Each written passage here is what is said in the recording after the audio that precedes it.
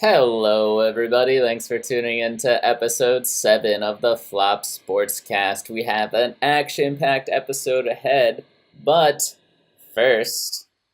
I think you got a song from your high school band, Danny. Oh, you're right. Let's give it a listen.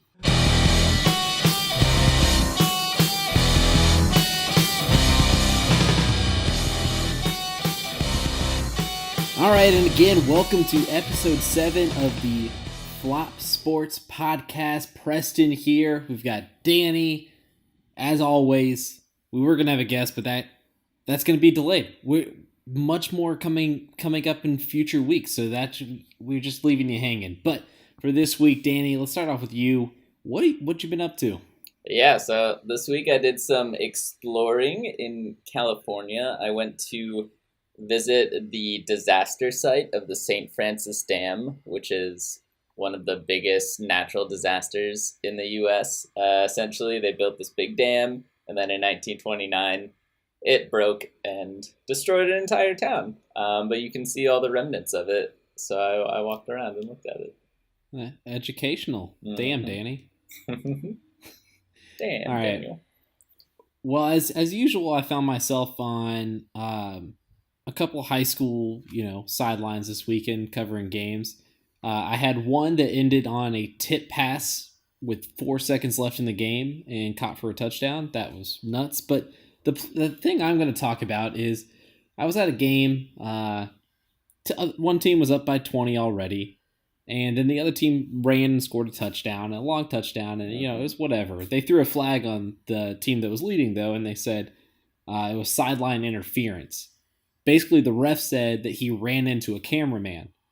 I was the only camera man on the sideline. So then the coach turns around and starts yelling at me. But what the ref meant to say was he ran into a camera woman. Woman. Not man. So they did not run into you.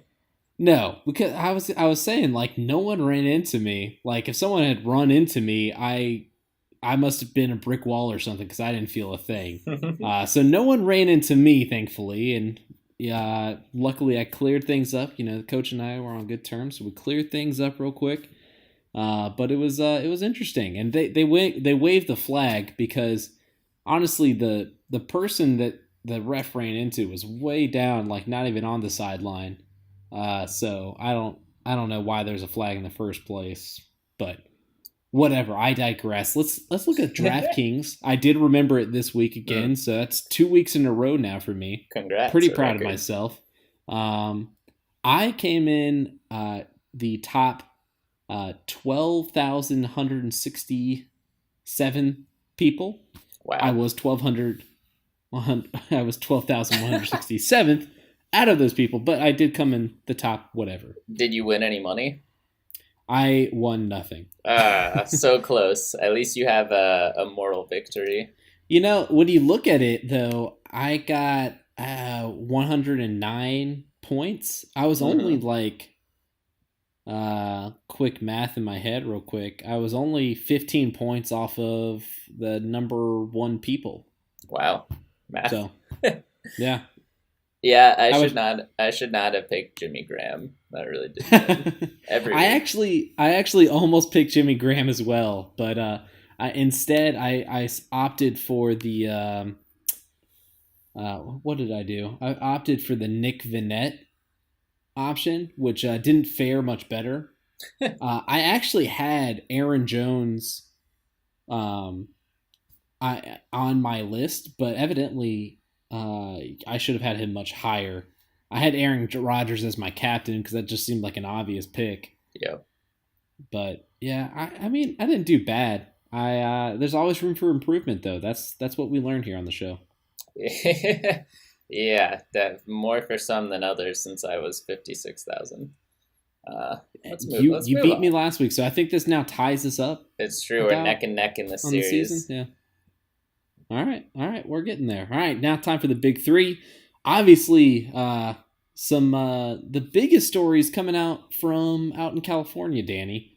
Golden State Warriors having a little bit of disagreement this week. I think everyone's seen it by now. Draymond Green, Kevin Durant going at each other during the game. But kind of, and it all boils down to, it came out later that, Draymond was calling out Kevin Durant about his upcoming free agency, which we'll get to in a little bit, trust me. But calling him out over that, and then Draymond Green gets, benched for a game, and now he's out with a mysterious injury. So, I mean, what do you make of all this? Yeah, it was it was interesting. Draymond certainly has his own unique style. I'm surprised that he chose the moment to confront Durant after he completely lost the game by just tripping over himself and losing the ball. Yeah, that's the thing. It's like Draymond, it was the one that like ruined the game for them, and he's the one confronting Durant. Yeah, And I was listening to something afterwards talking about how, Durant kind of checks Draymond, and then Draymond kind of checks Durant, and that's kind of a normal thing. But this one, got way, way heated, way quick, and it kind of spiraled out of control. And then you have Kevin Durant. Oh boy. Kevin Durant talking to the media afterwards, telling people not to ask him about it, and that led to probably my favorite Stephen A moment ever. Yeah, Stephen A went on a rant, essentially telling Kevin Durant, do not tell reporters what they can and cannot ask you. And he went even further and was like, if I was there, I would have asked you that question 20 times in a row. And that's exactly why this is my favorite Stephen A moment ever. And because I am a reporter, and I can't stand it, when people try to control the media in any way. It's like, we're not here for you. We are here for the people and to get the story out of this. You're not going to dictate the story to us. And sure, you don't have to answer the question. Yes, you do have to show up there because it's, part of your contract and part of being an NBA player. You have to show up for the interview, but we can ask you pretty much whatever, with some certain limits, pretty much whatever we want. And if you don't want to answer it, you don't have to answer it. That's fine. But there's also better ways to answer the question, Yeah, no, I mean, Kevin Durant is, he does not like the blog boys, as we know. He's a bit hostile in an odd way. Like, I feel like if I hung out with Kevin Durant for like an hour, I'd probably get along with him really well. But when you see him in interviews, you're just like, why is he so like combative? Yeah, and I don't know if it has something to do back with those OKC days, because like Durant and Westbrook are two of the worst in the NBA when it comes to dealing with the media. Like, so it's got to be something about something in Oklahoma City. Maybe it's because, for all those years, they failed to actually be a great team. Maybe that's part of it. Yeah, calling them out. So maybe that's part of it. But, speaking of Durant and Stephen A, it was reported earlier this week, Stephen A saying that the Lakers are Durant's top free agent choice coming up this year. Followed by, the Golden State Warriors, obviously staying with the Warriors, and then, the Knicks are somewhere way, way down there. And then the odds came out earlier this week that that's KD's number one spot is the Lakers. So what do you think of all this, first of all, but what do you think about that match with the Lakers? Do you think that's a good spot for KD? I have a hard time imagining that this could happen. I like, KD already essentially did his I'm going to go play with the best team just for rings. For him to do that twice would be definitely, if he thinks the media is not kind towards him now, just imagine if he did that, going to join LeBron. And then B, yeah, LeBron and KD would play great together. I mean, they're the two best players in the NBA, but they are also two alpha dogs that I don't know. I don't know. I don't like it. Yeah, no, a lot of the NBA doesn't like it, of course, but I love it being a LeBron guy because, coming into the season, we're like, best case scenario, we get Kawhi. And now you're telling me the best case scenario is we can get the second best player in the NBA? Sure, I'll take that. But I mean, I could see this kind of formulating a little bit, especially with, I mean, you got to think, especially with everything going on right now with the Warriors, like how much would KD love to go play in the other team in LA and just go head to head with the Warriors 4 times a year, meet them in the playoffs. I think he would love to, get back at them maybe, especially if things continue to get more sour there in Golden State. Other than that, I mean, you also got to think, what are KD's options? Because right now, Yeah. I don't see a lot of options out there besides staying with the Warriors or going to LA. Or, yeah, sure, you could go to New York and start your own thing there. But, I mean, are you really going to want to do that after all these years of winning basketball? What if he went to the LA Clippers?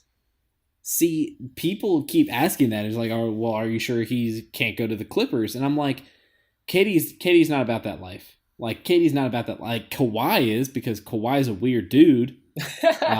Jimmy Butler is because Jimmy Butler's a weird dude. I could see either of them going to the Clippers and thinking that they could challenge LeBron for supremacy in LA. But Katie's not that guy. Katie's a very formulated guy. He knows what he's doing. And I don't think that he would even take the risk of going to LA and playing as a Clipper because Katie understands that there's only one real team in town in LA, and that is the Los Angeles Lakers. Yeah. No, it's definitely it's gonna be an interesting off season. I do struggle to understand why there's drama on Golden State to begin with, because everyone knows he's doing these 1 year deals and he's gonna do whatever he wants. But B, this is not a Cleveland situation where when they were like, if you leave, we're gonna be awful. This is creating tension. We don't know how to move forward. Golden State's gonna be really good with or without Kevin Durant. Their franchise is still set up for like 5 more years, whether he stays or not. The reason they have this drama is because of how good they are. It's called complacency. And when you're this good for this long, you get bored. Like it's not it's they're having to find ways to challenge themselves in different ways. And we can remember when David West said, after the NBA Finals win last year, like you'll have no idea, what happened in this locker room over the course of the season, what we had to fight through to get here. And we will never probably know until someone does, one of those tell-all books that, they get paid thousands of dollars for after they retire. But right now, I think that's kind of what's taking place is complacency. Is like, well, we're still good winning, so we got to challenge ourselves some other way. Oh, let's get in a big argument. That'll help us out. So that's kind of what they're going through right now. All right, next up, kind of leading into our NFL, but last of the big three, Steelers win in a walk-off against the Jags. Big Ben Roethlisberger diving into the end zone. And I kind of looked at this game. I've been working all day, but I kind of looked at the score, and I was like, oh gosh, the Jags are beating up on the Steelers. I was hoping for a big week from Big Ben and Antonio Brown and Juju, and I wasn't getting it until the very end of the game. Yep. It really was. I think this was a big win for the Steelers because this is a team that's had some internal strife. This was a mentally strong win for them. 16-point comeback against a really good defense that talks a lot of trash. Big Ben had an awful first half. I think he had 3 interceptions. So for them to come back in a game where they're not playing their anywhere near close to their best, like that's a really big win for them, I think. Oh, absolutely. And I was surprised by the Jaguars in this one because right before the game, it came out that the Jaguars were open to trading Jalen Ramsey, the best corner in football right now. Yeah. And that kind of showed you how much turmoil there is going on with this team, with the Jacksonville Jaguars, just how much stuff there is going on in the locker room that they're willing to trade a talent like that. And so you kind of felt like, oh, maybe the Jaguars are putting all that stuff behind them right now, and they're going to try and make a run and win this win this division because it's right there for the taking. But Pittsburgh, yeah, that resolve, and that's gonna be really interesting, especially as we get down the stretch of the season, as we get into the playoffs. because honestly, man, like I think this Pittsburgh team has what it takes to go to the Super Bowl. Yeah, they've got a lot of that grit and grind, and It's they've what you got need. they've got a clutch quarterback. Yeah. Clutch. So, but speaking of some teams maybe with less grit and grind and less clutchness, I don't John know. There's some Gruden. grit and grind on this team. Maybe a lot of grit. I don't know about the grind. Yeah, Yeah. it's But a grind watching them.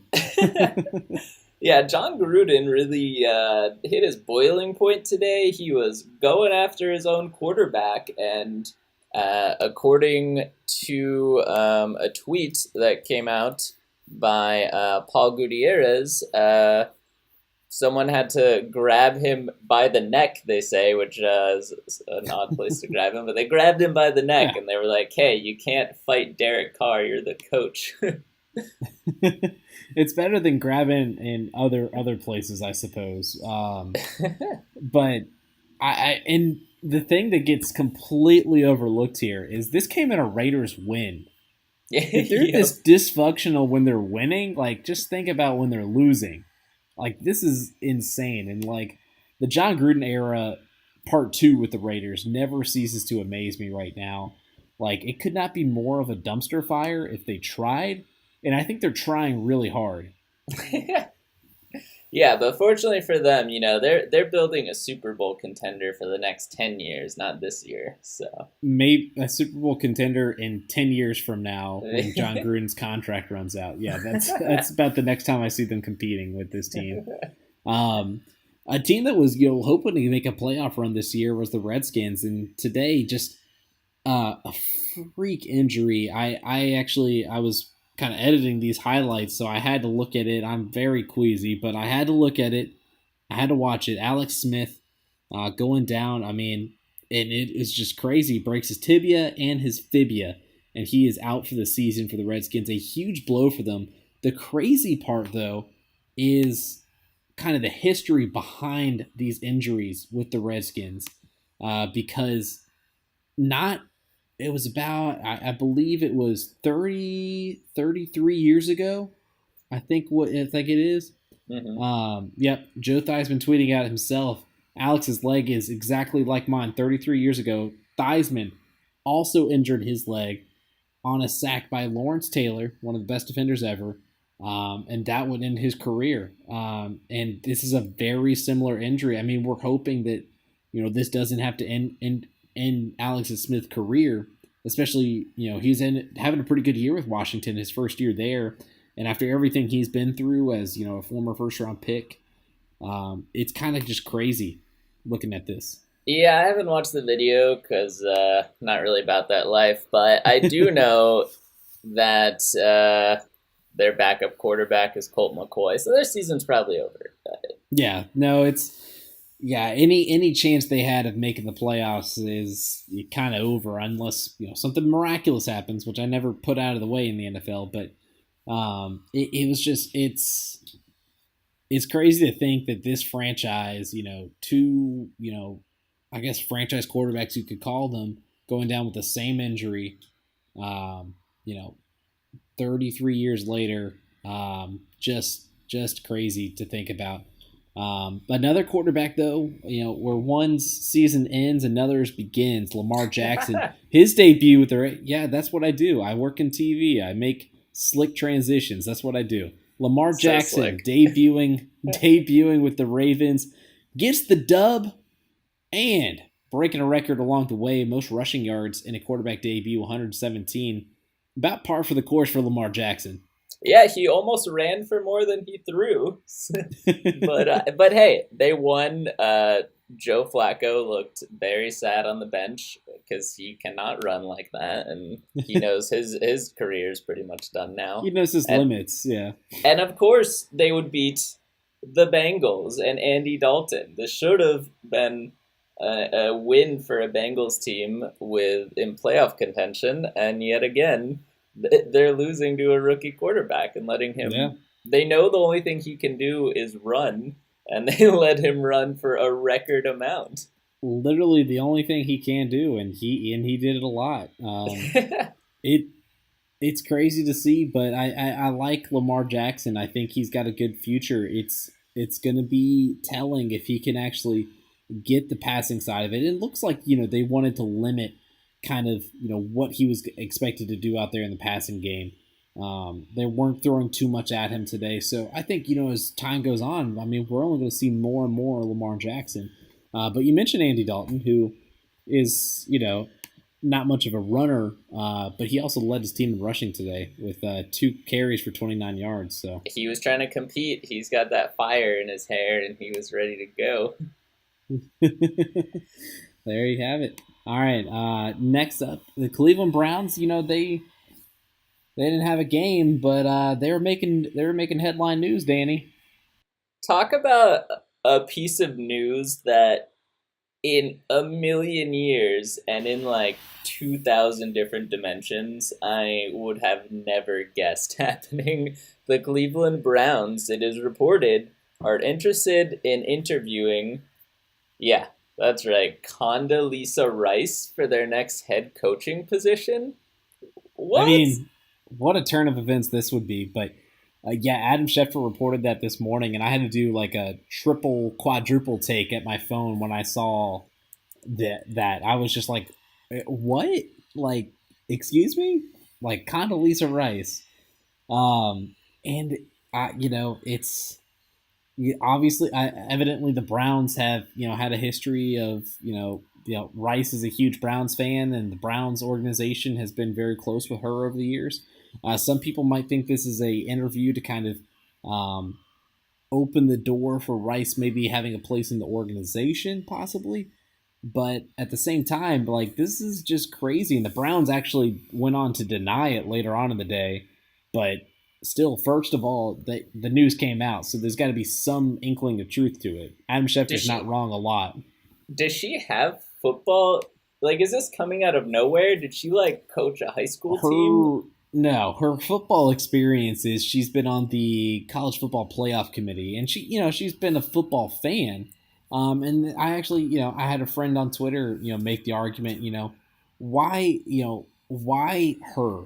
There are other women that have been around the game their entire lives that have been there coaching that deserve to have an opportunity to have an interview over someone that hasn't really stepped on the sideline as in a coaching role before. Yeah, I'm whether the news is true or not, I'm shook that it was reported by a credible source. I don't Heard know it what to here say about first. it. D Spill is Um, shook. it's my first time being shook on the podcast, and I don't like it one bit. But All right. someone who was shook this week, the defending champs, Philadelphia Eagles, got decimated by the New Orleans Saints. Yeah, before we talk about the Saints, let's just say the Eagles look terrible this year. I don't know what's going on with them, but they look bad. When you've never won a Super Bowl and then you win one, you're good. All right, we're done with your Bostonisms. Let's move on. New Orleans Saints, are they the Super Bowl favorite now after this win? I say yes. They are definitely impressive. They're peaking at a really great time. They got Mark Ingram back, who I think really helps their run and pass game. Uh, yeah, I mean they're going to be an offensive threat that definitely has the potential to beat any team in the The NFC. potential. The potential. Well, it's just the New Orleans Saints, I feel like, get to the playoffs, and it's if they happen to catch lightning in a bottle and go on a hot streak, yeah, they can go all the way. But they could also just have a dud and put 14 points up and lose, and I wouldn't be surprised Yeah. either. I definitely get where you're coming from with this, but the thing about this for me is just the weapons. Like I am so caught up in the weapons they have on this team. Like Traquan Smith today, like we're all used to Michael Thomas and Alvin Kamara and also and Mark Ingram, but Traquan Smith 10 catches, 157 yards and a touchdown against the Eagles. Like where do they get these guys? This is just the New Orleans Saints just throwing guys out there, and things are working for them right now. So that's why I think it's different. It seems like they throw guys out there. Look, they signed Des Bryant, a week ago, and it seems like they don't even need the guy. Yeah, and Um, I will say, so they were up 38-7 and went for it on fourth down and converted. So, which isn't actually a big deal, but I love a team that is going to just go for the throat when you are up. And the two teams doing that this year, the Rams and the Saints. And I would say those are the two favorites to make it. And it's always a good sign when your team is not afraid to rub it in, and you have a little bit of cockiness, knowing you can do whatever you want to the opposition that just won the Super Bowl. Absolutely. All right, moving on to the Carolina Panthers, who losing today in interesting fashion, Danny. Yeah, they were in it. They scored a touchdown, and they had the option to kick the extra point to tie, go for the 2 point conversion and win. They decided to go for the 2 point conversion, and in classic Cam Newton fashion, he overthrew a receiver. Yeah, And I was watching it because I had just turned it on. I had just gotten back. Well, actually, I had just finished watching the Falcons manage to lose yet again at home. So that's its own thing. But I watched this play and I was like, wait, so that's it? Like that's how they lost? yeah, I I mean couldn't believe it. it was a wide open throw, and also Cam Newton had room to run if he wanted to do that. Like they should have won the game. It's just a pretty wild way for them to lose. Yeah, it's something. All right. But about at the halfway mark, we're at that Thanksgiving week now. So let's take a little look at the NFL standings right now. Anything jumping off the page at you? Well, what's jumping off the page to me is that the Saints and the Rams are head and shoulders above everyone else, and then there's, per usual, a lot of, well, and the Chiefs, of course, and other than that, there's a lot of mediocrity of, I mean, those are the top three teams, but after that, I don't think I could argue with you who you did like 4 through 10. Yeah, I mean, you look at some of the divisions there right now. The NFC East, the Redskins, are ahead in that division, but are they really? Because like down now, Alex Smith is gone, His and the foot is in a Cowboys. different dimension. Yeah, the Cowboys are surging right now. I guess you could call it after beating the Falcons. And the Eagles are still there, I guess. So the, you have to watch out for them, but they're yeah, not really. the Cowboys are the only team in that division with a positive point differential, Yeah, which is pretty sad. and then you look at the NFC North, a division that is always supposed to be so amazing, and the Bears are leading it right now, and the Vikings are right behind them, and they're both playing right now, so we'll have to see how that goes for them. But the Packers are falling off there, and I guess you look at some of the just the playoff teams right now as it is. It's not pretty. Mm, definitely not. All right, but well, I guess we'll just have to wait and see. Get some Thanksgiving football this week, but let's look at some of these NFL mascots. We talk about we got our question of the week this week. NFL mascots. We're taking a deep dive, investigative report on the toughest mascots in the NFL. Danny, I think we both have the same one, so let's go with him first, and then we'll get to the other ones. But that's Boltman. I love Boltman. He's not even an official mascot, which is great. Nope. He's just a crazy dude. Just a crazy dude with a crazy face and a crazy mascot head. Yeah, he's great. He's a Boltman. What are you going to do against a Boltman? He would definitely win in a fight. I can see it. 100%. Another one for me is Miles. That's the Denver Broncos mascot. So same the same division, but I love Miles' toughness, but more so just his he looks demonic. Like Yeah. his eyes look like he's been possessed by something. And what's great about that is he does look demonic, but he has a good heart inside, and that gives him a lot of redeeming qualities to me. We're all about the redeeming qualities here on the flop. Second for me on my list is Blitz, the Seattle Seahawks mascot. Explain Something this one. something that we need to know about him is that in 2004 they completely renovated the design of this mascot because he was too scary and he was scaring kids. So I'm gonna take the 2004 version and go with that guy for my I didn't know that match. was allowed, but I'll allow it. I'll allow it. My final one is Steely McBeam of the Pittsburgh Steelers.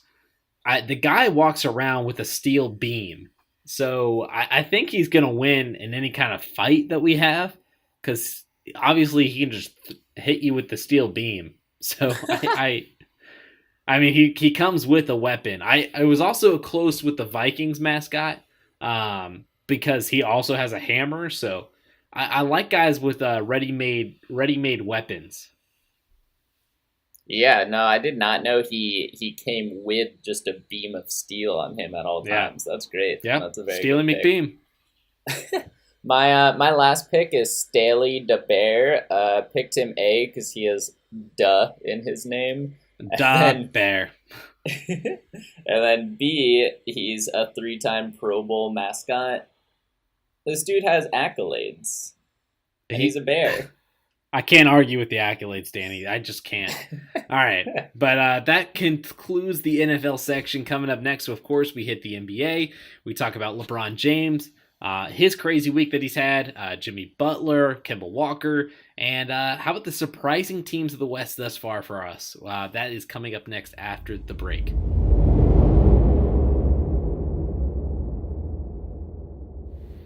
Hello, everybody. Thanks for holding on through that Brita sponsored commercial break. Thank you, Brita. Speak it into existence. There Good. we go. So, we're going to start off with your favorite player, LeBron James. He passes Wilt Chamberlain on the scoring list. Yeah, I was actually got to watch this game, and it was exciting, watching him. That was probably his best game as a Laker until tonight, Sunday night, when he went off for 51 points on the Heat. So overall, probably the best week LeBron has had as a Laker. He passes Wilt on the all-time scoring list for fifth. Coming up next is Michael Jordan, his airness. I think he's going to catch him this year. I think he needs around 800 so points. I think he'll catch him this year, and that'll be an even more glorious day. Let me ask you this: do you think he has a real shot at the all-time scoring list? Yes. Being number one? Yeah. Yes. I think it's kind of that longevity thing. Like, he just doesn't stop. If he plays until his son gets in the league, then definitely yes. But yeah, just a good night for him today as well. Playing against the Heat. He's really saving Luke Walton's job. Way to go, LeBron. Not a coach killer.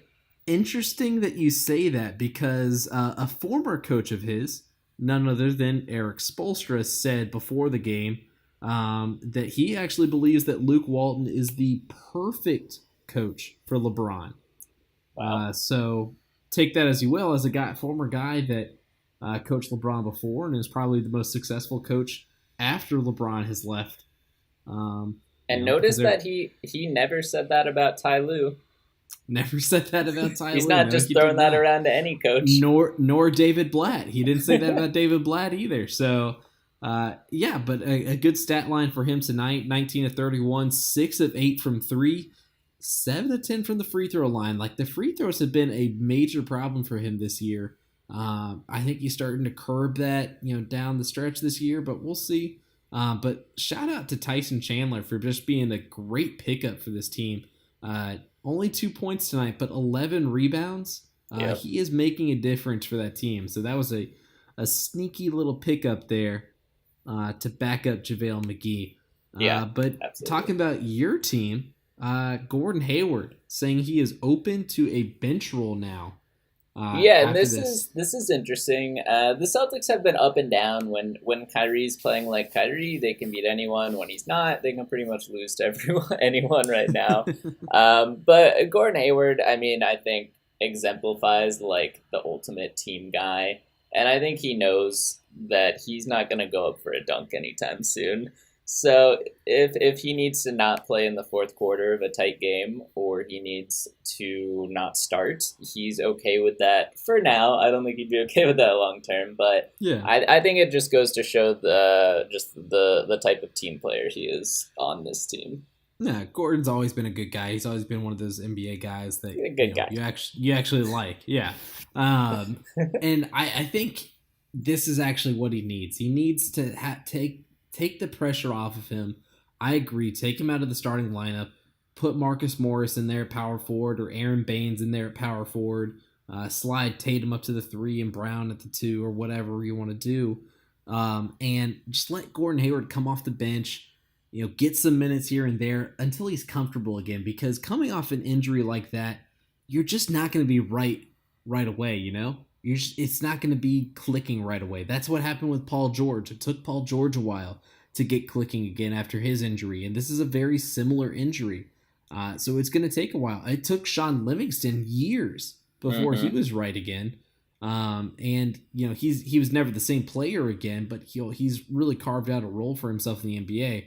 So it takes time, and that's what Gordon Hayward needs is time. So not forcing him to be the Gordon Hayward of old just yet. So I agree. Bench roll, great for him. Absolutely. Someone who didn't need much time to adjust to their new team, though, Jimmy Butler comes in second game with Philadelphia, hits a game winner, spoiling Kemba Walker's 60-point game. And he had some comments after the game. I don't know if you saw those or not, but he's not shying away from saying anything per usual. Nah, Jimmy Butler has already taken over this team, and that's exactly what I knew was going to happen as soon as this trade happened. Because, Ben Simmons is Andrew Wiggins, and Joel Embiid is maybe not Karl Anthony Towns because he's not that fragile, but I mean, basically, this is Jimmy Butler's team now. But I also want to take a minute and talk about Kemba, because here's a guy who is playing out of his mind this season with a 60-point game, and he's finally starting to get some of the attention that he deserves because he is one of the premier point guards in the league now, I think. He's great, and again, I'm still rooting for a Kemba trade. I want to see him on a really good team where he can... He's second in the league in scoring right now. That shouldn't surprise anyone, but it does. No, I mean, he's an incredible player. He's been great. He's great in college. He is still great, and at this point, he's really entering his prime. Really quick, though, check out these Jimmy Butler comments in the post game after his game winner. I'm ready. He said, "It's so much fun to win, so much more fun to play with these guys. Everybody wants to win, and when somebody messes up, you talk to them, and they do their job." Just classic. That's some passive aggressive if I ever heard any. I definitely admire how much he commits to whatever his opinion is at the time. Yeah, I mean, this is a guy, he's not going to mince words, and that's why people like Jimmy Butler, and that's why Jimmy Butler rubs other people the wrong way. But for me, being a person in the media, I love Jimmy Butler because he's a walking storyline right there. Truth. All right, so up in the West, we have, I would say, 3 surprising teams near the top of the standings thus far. It's early, yeah, but still, these are 3 teams that I didn't expect to be in the top 5. And they've started off strong. First up, we have the Portland Trailblazers. Do you have thoughts on their start this year?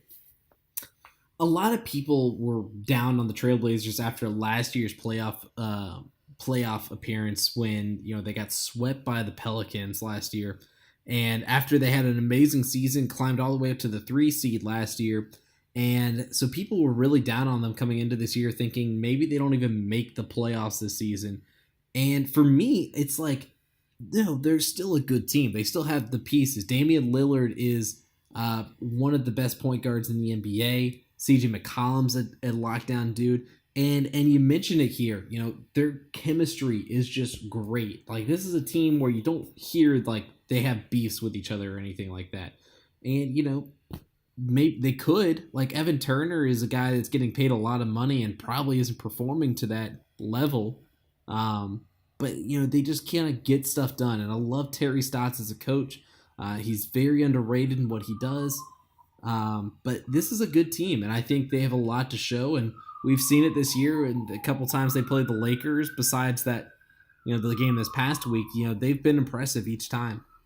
Yeah, and statistically, top 10 offensive and defensive team in points per game. They're actually the fourth best team in point differential. And in past years, their bench has been a major weakness. They're actually a top 10 bench right now in almost every statistical category. So we'll see if they can keep that up. Nick Stauskas has been huge for them this year. Like, this is a guy that everyone wrote off coming in, like, after his failed couple years when he was in Sacramento and then when he was in Philadelphia. Then he went to Brooklyn, and finally he's found a home, and he's producing, and he's being a great player for this bench in Portland. Yep, and after their win tonight, they're actually first in the West right now. We'll see if that holds up. But first, someone who's also doing pretty well this year, the fourth best team in the West, the LA Clippers. Yeah, you just want you want the Clippers to be the better team than the Lakers, don't you? I so do. But yeah, there's a lot to like with this Clippers team, and I think you talk about mid-tier players. Like, no one is there's no superstars on this team. You've got a bunch of guys that go out there and they perform a role. They don't try to be the go-to guy every night. They have guys that go out there and perform a role. You've got Tobias Harris. Obviously, he's probably the best player on the roster. Mm-hmm. But then you've got guys like Danilo Gallinari, a guy who's always been offensively talented, and now he's getting able to perform and be healthy. You've got Shai Gilgeous-Alexander, a rookie that's kind of starting to find his place. You got Lou Williams, Avery Bradley, a guy that you're familiar with. Mm-hmm.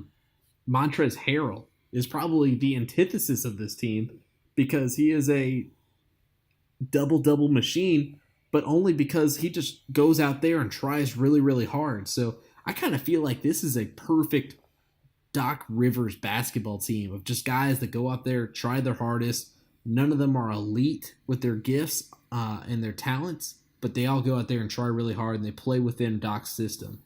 Yeah, and looking at this roster, Danilo Gallinari obviously makes $20 million a year, but every other player on the team is under $15 million a year, which is incredible in today's NBA, where it is a sign two max players and then fill in everything else that you can. Fill in with the minimum guys after that. Yeah, no, definitely, I agree. They're gonna lose a lot of these guys in free agency after this year, so I'm intrigued to see who they can retain, and then also, who can they bring in? Is Kawhi Leonard that tempted to go to LA? I do believe in the LA is a free agent destination this year. Yeah, and one other thing, this is a team that was overrun under poor management, right? The owner for so long. They finally have a good owner. I think he's in it for the long haul. I think he definitely has more vision than a lot of other owners. He has one of the best celebrations in the NBA when you see him dance. So. Absolutely. And he's even he's investing in the community of Los Angeles. This year he donated $10 million to renovate indoor and outdoor rec league parks, like basketball courts.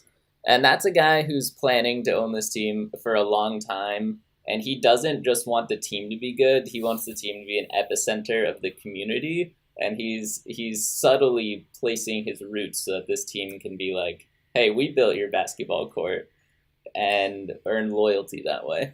Yeah, we'll see. It's they got a long way to go because obviously that's a Lakers city, but we'll see. You bring up the Memphis Grizzlies, another team that's up there in the top of the standings. They beat my Milwaukee Bucks earlier last week. An impressive team, and this is a team that a lot of people were down on after their horrendous season last year, but they just weren't healthy.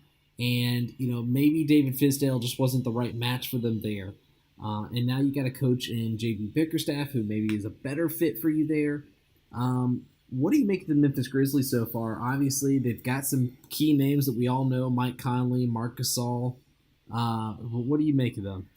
Yeah, and they may not have the same grit and grind players that we associate with grit and grind, but they Yeah.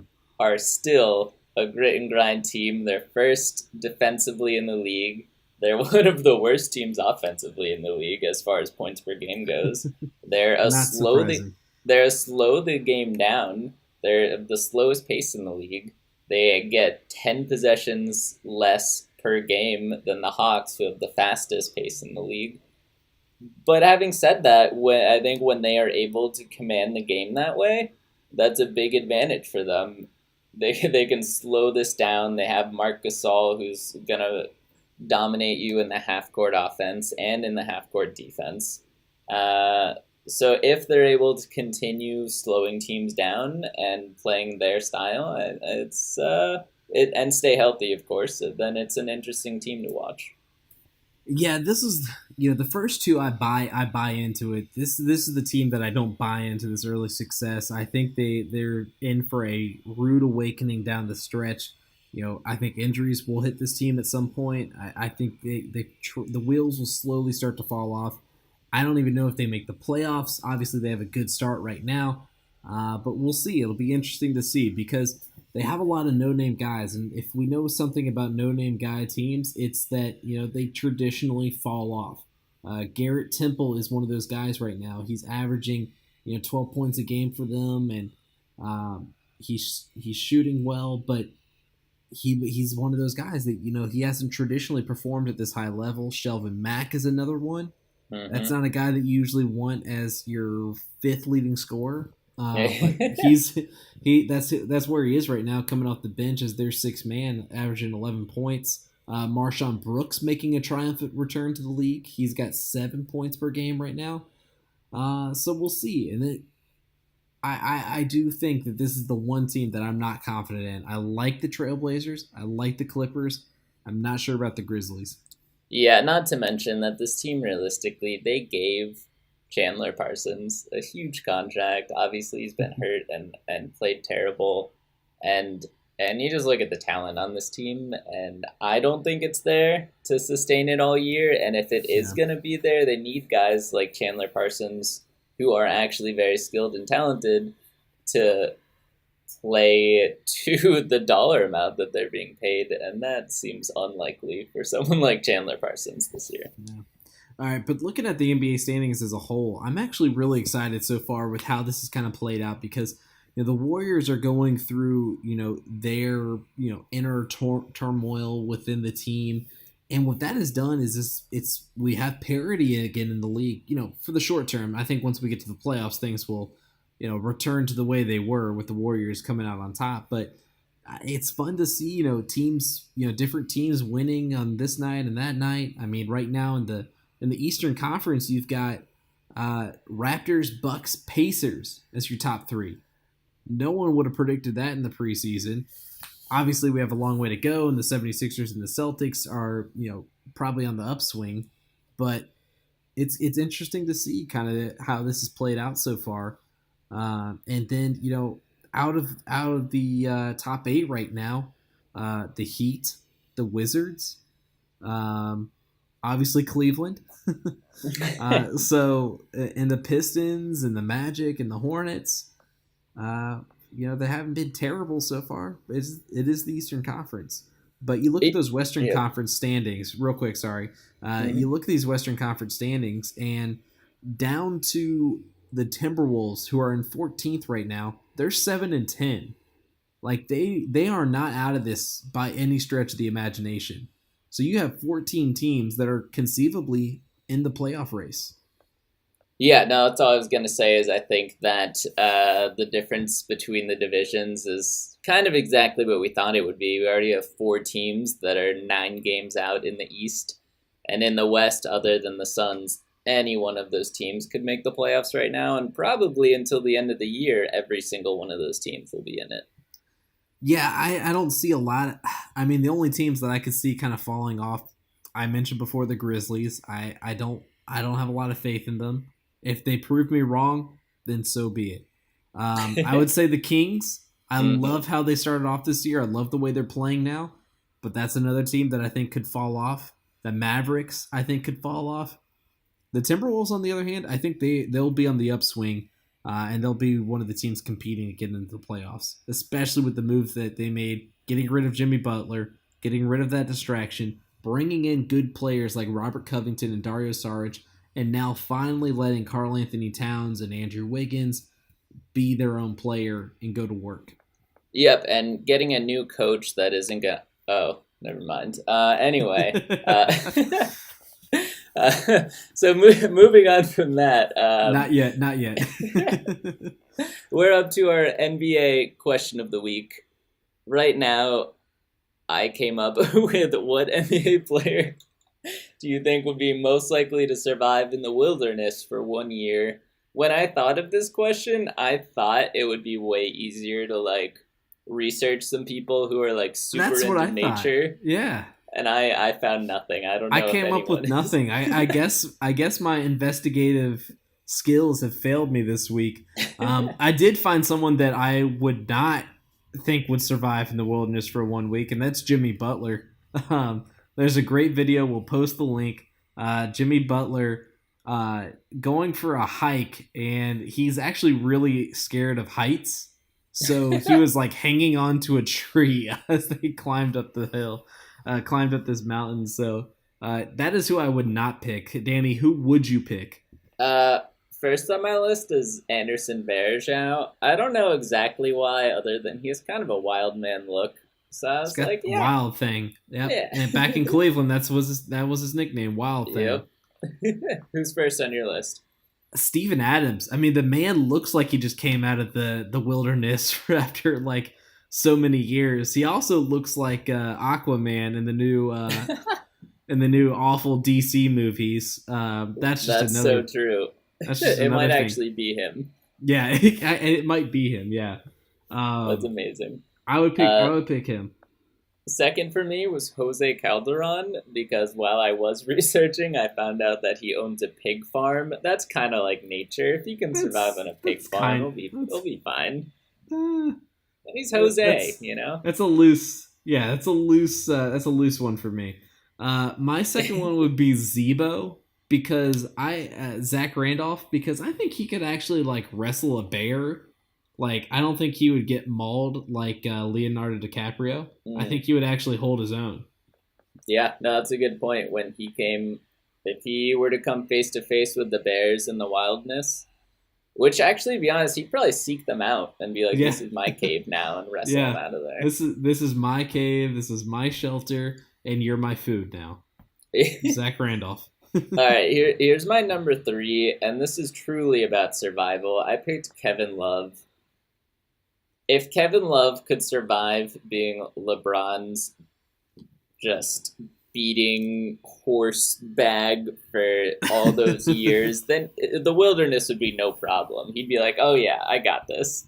See, I thought you might go with because he was lived in Minnesota for all those years and he Nope, survived that. No, nope. you went for the Cleveland. All right, I get it. I get it.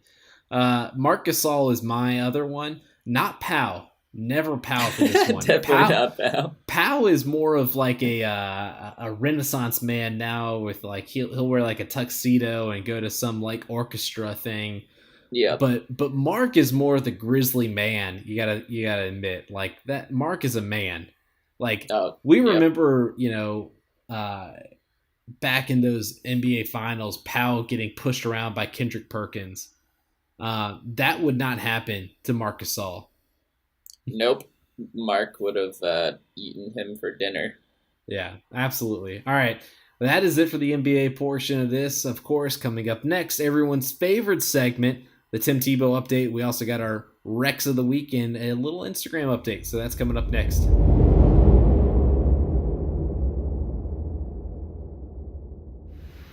All right, and welcome back from another riveting break. I hope you didn't have too much fun during the break because we're about to blow your mind with yet another Tim Tebow update.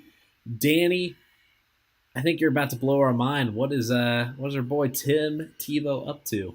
Guys, Tim Tebow is going to be on TV as a new TV show host. He's going to be on Million Dollar Mile, a 10-episode TV show executive produced by none other than LeBron James. Yep, stop it right there. It's an instant success. Preston, tell the people what this show is. All right, so basically the description of the show right here is the show will offer a 1 million prize to contestants who can complete a challenging obstacle course as opposed to a not challenging obstacle course, while professional athletes try to prevent them from completing the course. Quote from Mr. Tebow, he said, "Watching good people compete at their highest ability is always inspirational to me." Yeah, that's about as Tim Tebow of a quote as it gets right there. Yeah. And get this. He's going to be able to do this, and it says Tim Tebow still works for ESPN's SEC network, and he is still under contract with the New York Mets. Because remember, not just a week ago, we reported that Tim Tebow might be competing for the Mets opening day roster. So he's going to be a MLB level player. He's going to be an ESPN network analyst, and he's going to host a TV game show. He can do it all. And he's going to come back and be the quarterback for the Denver Broncos. Yep, you're right. I know nothing about what this show actually looks like, but all I imagine is a contestant running through an obstacle course, and then Ray Lewis just comes out and tackles them. So it sounds great in my mind. That's what it needs to be. Yeah, that's what it needs to be. All right, anything else with our boy Tim? Yeah, someone wrote a list article, also known as a listicle, about why Tim Tebow will never go away. I'm not going to read the list, but the subtitle says, "Why are we still talking about Tim Tebow?" For the answer, head to church. So that's right. You go to church and you'll find out. You go to church and you'll find out. Also, we're still talking about Tim Tebow, so I feel like Tim Tebow is going to be he's just there for the long haul. How about Elon update? Not another good week for us. We had 2 good losses this week. 2 good losses. All yeah, right. I That's call them an good oxymoron. losses. Elon men's football lost to Maine. It was a close game, 27-26. We tried to pull the comeback off, couldn't do it. But let me call out our kicker real quick. Mr. S. Davis. Mr. Skylar Davis. S. Davis was 4 for 4 on field goals, 2 for 2 on extra points. That's 100%. Way to go, S. Davis. Always on top of it. Also, in that game, Maine clinched the CAA conference title. So, I mean, is it really that bad of a loss when you're losing the conference champion? I think not. And then also, Elon making the FCS playoffs again this year. So That's exciting. That is exciting. On the basketball side and the women's side, Elon played Duke, got obliterated just as expected. Yeah. But hey, we have a women's basketball team and it played Duke. So good job, guys. There you go. There you have it. All right, Rex of the week, Danny, what you got? First up, Bleacher Report wrote this in-depth article about DeMar DeRozan learning about his trade to the Spurs.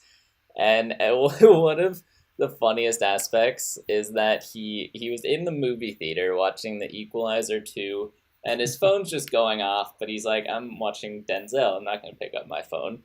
So he goes out, and he's like, I'm hungry after this movie because it's like midnight. So he goes to a Jack in the Box across the street, goes to the drive-thru, gets some food, and then parks in the parking lot, checks his messages, and he's just like, oh, I've been traded. And then he just sits there, eats his Jack in the Box, and contemplates life for a little while. Amazing. Perfect. Also from The Ringer this week, you've got a story from Kevin O'Connor, one of my favorites, talking about sophomores surging or slumping. A good read there, so I highly suggest you go check it out. Quickly, the Instagram updates. We've got some more fun from the Giants, as always. Always entertaining. fan getting a game ball from OBJ. Always good. He's as hyped as any human's ever been in their life. We will post that link. Inanimate objects no longer safe in New York after Landon Collins attacked the medical tent. So yeah, just no matter what you are, if you're not breathing, you're in trouble in New York. Colts fan with the dance moves, and the best part about this is he's got a bow tie on doing this dance moves. Mad respect, dude. Mad respect. Yep, and then we also had LeBron's car that he used as a senior in high school is going to auction. Is this him selling the car or someone else selling the car? I'm not sure. I have to go back and read closely, but for me, this is the car I gotta have. I just got a new car, but I want this car. I really want LeBron's high school Hummer. Next week we need to, or whenever it sells, whenever the auction is, we need to update with how much this car sells for. Yeah, all right. We'll make a note. We'll have that. I think it says it's going to be sold December 8th or something like that. So it might not be next week, but we will update as soon as we figure out what the estimate is or how much this car is going for. But time to sign off. I know it's a sad time, folks, but you get to hear me and Danny tell our 60-second story.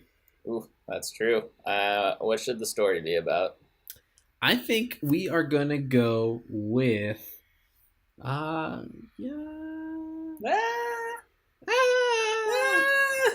Let's go with Boltman. Oh, a mascot-themed one. Yeah, we're going there, folks. Alrighty. Start the timer. Yep, I will start us off. Timer is rolling. All right. Boltman walks in to the LA Chargers Stadium and says, "I will not stand for an LA Chargers team." So he sat for the entire duration of the game because he said he wouldn't stand. But then Boltman discovered that he just couldn't even sit anymore. So he left the stadium. And upon leaving the stadium, Boltman said, "I am Boltman, and I will not stand outside of this stadium any longer." So Boltman sat outside the stadium. Oh boy, this is going off the rails. Boltman sat outside the stadium and decided after a while, couldn't even do that. So he drove back down to San Diego. And then Boltman said, "I cannot stand in San Diego anymore."